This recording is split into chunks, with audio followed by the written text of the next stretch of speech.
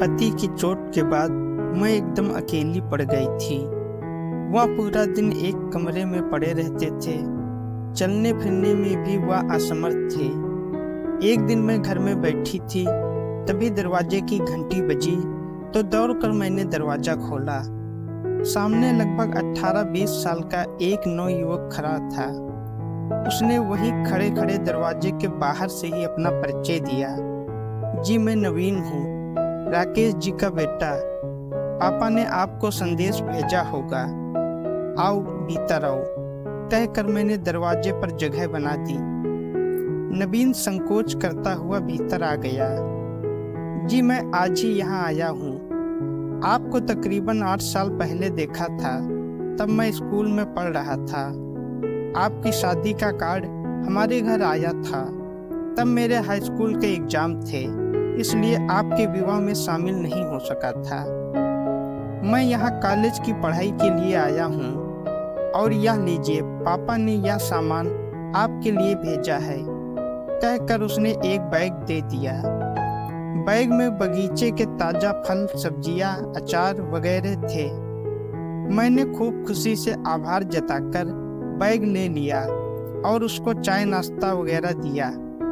इसी बीच मैंने जोर देकर कहा, तुम यहीं पर रहो, मैं तुम्हारे पापा को कह चुकी हूँ कि सब कुछ तैयार मिल जाएगा। तुम अपनी पढ़ाई लिखाई पर ध्यान देना। नवीन यह सुनकर बस एक बार में ही मान गया, मानो इसी बात को सुनने के लिए बेचैन था। वह उठा और जल्दी से अपना सामान, जो उसने बाहर बरामदे में रखा था, भीतर ले आया। उस दिन नवीन अपना कमरा ठीक करता रहा। कुछ ही देर बाद वह वहाँ अपनापन महसूस करने लगा था, मगर उसका दिल यहाँ इतनी जल्दी लग जाएगा, यह उसने सोचा ही नहीं था। अगले दिन नवीन को मैंने अपने पति से मिलवाया। नवीन हैरान रह गया कि वे मकान के सबसे पिछले कमरे में खामोश लेटे हुए थे। कमाल है, कल दोपहर से रात तक इनकी आवाज तक सुनाई नहीं दी, नवीन सोचता रहा। मैंने नवीन की सोच में व्यवधान डालते हुए कहा, दरअसल बात यह है कि यह दिन भर तो सोते रहते हैं और रात भर जागते हैं, मगर कल कुछ ऐसा हुआ कि दिन भर और रात भर सोते ही रहे। मैं नवीन के आने से बहुत खुश थी।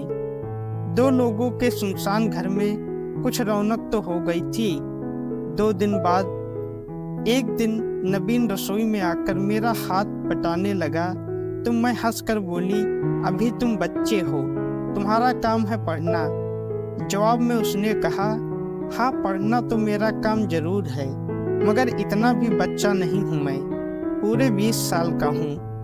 मैंने आश्चर्य से देखा तो नवीन बोला, कॉलेज में पढ़ता हूँ, अब बच्चा नहीं रह गया मैं। कहकर मैं चुप हो गई। एक दिन बातों बातों में नवीन ने मुझसे पूछा, आपके पति को क्या हुआ है? वे कमरे में अक्सर क्यों रहते हैं? वे बिल्कुल फिट थे पहले तो, अच्छा खासा कारोबार देख रहे थे। हमारा खुद का कारोबार था, उससे बहुत अच्छी आमदनी होती है। हुआ यह कि ये पिछले साल एक पेड़ से गिर पड़े। सब इलाज करा लिया है, कपकपा कर चल पाते हैं।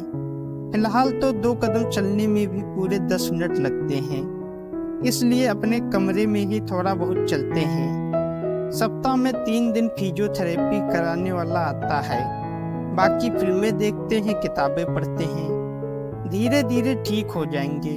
डॉक्टर ने कहा है कि समय लगेगा पर फिर आराम से चलने लगेंगे। ओह, नवीन ने यह सुनकर उनकी तरफ देखा। वह जानता था कि मुश्किल से 5 साल ही हुए होंगे हमारे विवाह को। उसने अंदाजा लगाया और अपनी उंगली में गिनने लगा। मैं बोली, हाँ 5 साल हो गए हैं। याद है ना, तुम्हारी 10वीं के पेपर चल रहे थे तब, और उससे पहले भी मैं आपसे नहीं मिला था। शायद 6वीं में पढ़ता था, तब एक बार आपको देखा था। आप पापा के पास कुछ किताबें लेकर आई थी। हाँ, तब तुम्हारे पापा मेरे इतिहास के शिक्षक थे और मैं उनको किताबें लौटाने आई थी। इसके बाद मैं दूसरे स्कूल में जाने लगी और तुम्हारे पापा मेरे अध्यापक से मेरे भाई बन गए थे। दिन गुजरते रहे। नवीन को हमारे यहाँ रहते 4 महीने हो गए थे। वह यूँ तो लड़कपन के ऊबड़ खाबड़ रास्ते पर ही चल रहा था, लेकिन यह साफ समझ गया था कि हम दोनों की खामोश जिंदगी में फिजियोथेरेपिस्ट के अलावा वही है जो थोड़ा बहुत संगीत की सुर लय ताल पैदा कर रहा था। नवीन ने देखा था कि बगीचे में काम करने वाले ठेकेदार वगैरह भी एक आध बार आए थे और कोई बैंक वाला भी आता था, पर कभी कभी।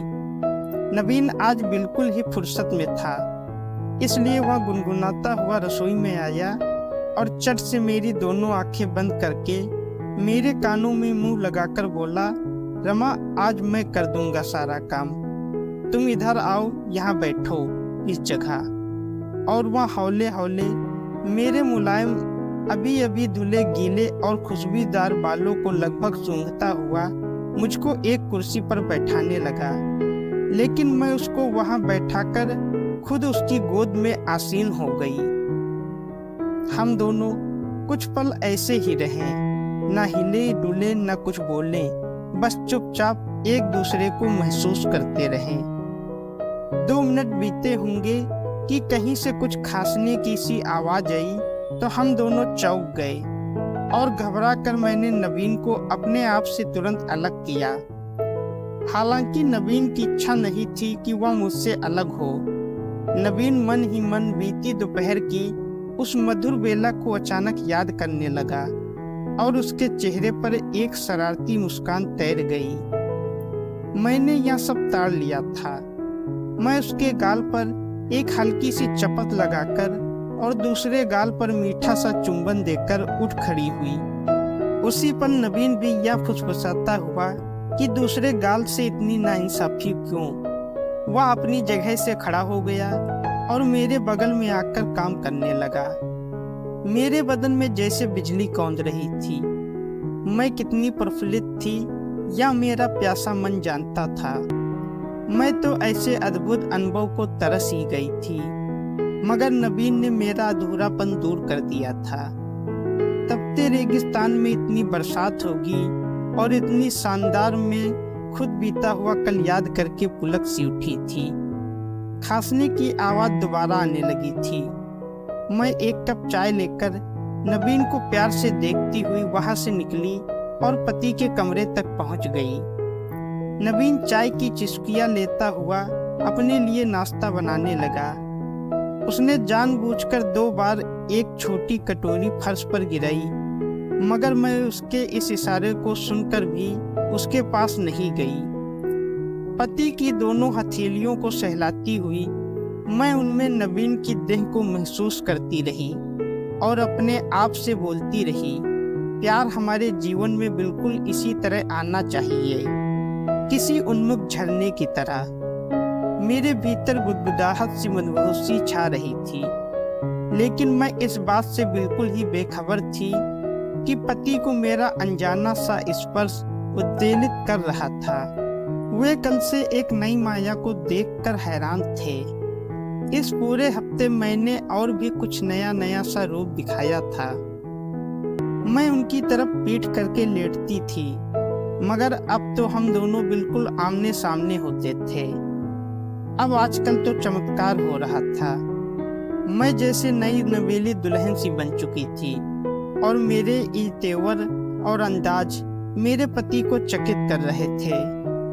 नवीन भी जो शुरू शुरू में उनसे कभी कभार ही 1 सेकंड को ही मिलता था, वह अब कंधे भी दबा रहा था, चाय भी पिला रहा था। एक दिन रसोई में मैं चाय बना रही थी, तभी नवीन ने आकर मुझको पीछे से अपनी बाहों में भर लिया और मुझको चूमने लगा। मैं भी उससे लिपट गई और हम दोनों एक दूसरे में खो गए। तभी खट की आवाज आई। इस आवाज से नवीन चौंक गया। हम दोनों एक दूसरे से अलग हुए। नवीन के प्यार को पाकर मैं बहुत खुश थी। अब मुझको जो जीवन एक लादा हुआ जीवन लग रहा था, अब वही जीवन फूल सा, बादलों सा, रुई के फाहे सा लग रहा था। मैं नवीन के यहाँ आने को कुदरत के किसी करिश्मे की तरह मान चुकी थी। नवीन को यहाँ 1 साल पूरा होने जा रहा था और मैं अब खिलकर निखर निखर सी गई थी। सुबह शाम और रात रात भर पूरा जीवन मस्ती से सरोबार था। दोस्तों, अगर आपको कहानी अच्छी लगी है तो वीडियो को लाइक करें, शेयर करें और हमारे चैनल को सब्सक्राइब करें। धन्यवाद।